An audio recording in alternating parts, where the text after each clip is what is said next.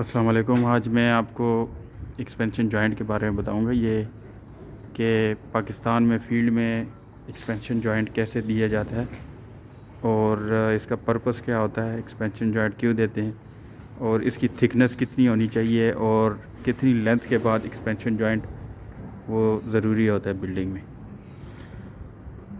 Expansion joint جیسے کہ اس کا نام ہے ایکسپینشن جوائنٹ، تو یہ ہوتا ہے تھرمل ایکسپینشن کنٹریکشن کے لیے۔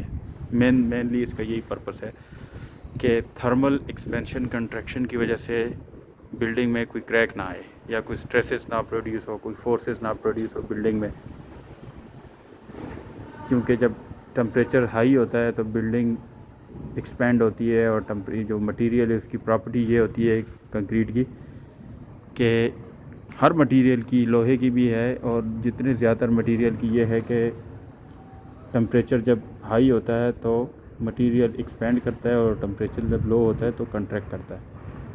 اس ایکسپینشن اور کنٹریکشن کی وجہ سے سٹریسز پروڈیوس ہوتے ہیں۔ اب وہ سٹریس جو ہے نا، اس نے کہیں نہ کہیں ریلیز ہونا ہوتا ہے۔ اب اگر بلڈنگ میں کوئی ایسی آپ نے کوشن نہ رکھا ہو کہ اس میں وہ سٹریسز ریلیز ہو جائیں تو بلڈنگ میں کریک آنے کا خطرہ ہوتا ہے۔ یہ جو ایکسپینشن جوائنٹ ہے ان کریکس کو روکنے کے لیے ایکسپینشن جوائنٹ دیا جاتا ہے۔ یہ تھرو آؤٹ سلیب میں بھی ہے، کالمس میں بھی ہے اور آگے بیمز میں بھی ہے۔ تو ایکسپینشن جوائنٹ کی جو نارملی جو تھکنس ہوتی ہے پاکستان میں جو رکھتے ہیں وہ 50 mm یا 2 انچ، یہ نارمل جو ہے نا ڈیزائن میں اسٹرکچرل ڈیزائنر جتنے بھی ہیں وہ زیادہ تر 2 انچ کا ایکسپینشن جوائنٹ رکھتے ہیں اور اس میں تھرموفور رکھ دیتے ہیں۔ ایسے تھرموفور ہی نارملی یوز کیا جاتا ہے۔ اس کے اندر جمبولان بھی یوز کر سکتے ہیں اور تھرموپول بھی یوز کر سکتے ہیں، جو بھی بہتر ہے وہ یوز کرتے ہیں۔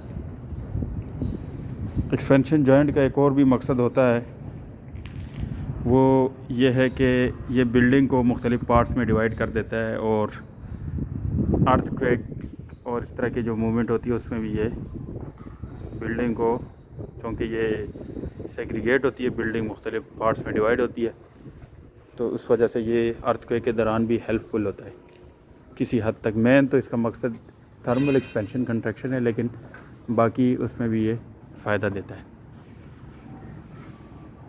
اب یہ کیا رینج ہونی چاہیے ایکسپینشن جوائنٹ دینے کی، اس کے لیے یہ ہے کہ جب بلڈنگ کی لینتھ 45 میٹر سے زیادہ ہو جائے تو اس میں ایکسپینشن جوائنٹ دینا لازمی ہوتا ہے۔ 45 میٹر مطلب کہ تقریباً 150 فٹ سے جب بلڈنگ کی لینتھ زیادہ ہو جائے تو اس میں ایکسپینشن جوائنٹ دینا لازمی ہو جاتا ہے۔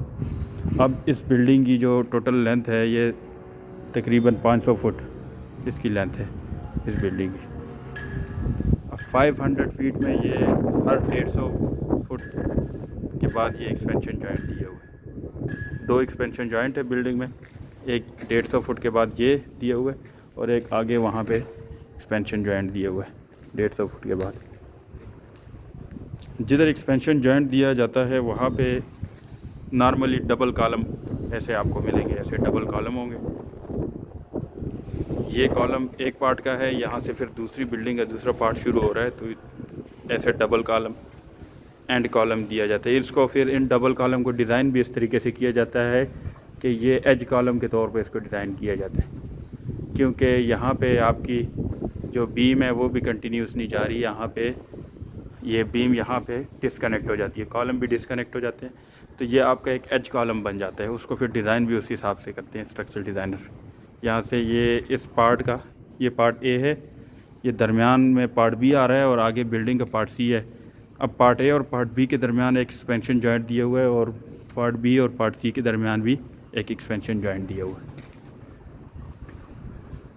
تو یہ ایکسپینشن جوائنٹ کے بارے میں جو انفارمیشن تھی، باقی اس میں تھیوریٹیکل انفارمیشن جو ہے نا بکس میں اویلیبل ہے۔ تو یہ فیلڈ میں ہم آپ کو بتا رہا تھا کہ فیلڈ میں اس طرح کا اس کو ایگزیکیوٹ اس طریقے سے کرتے ہیں۔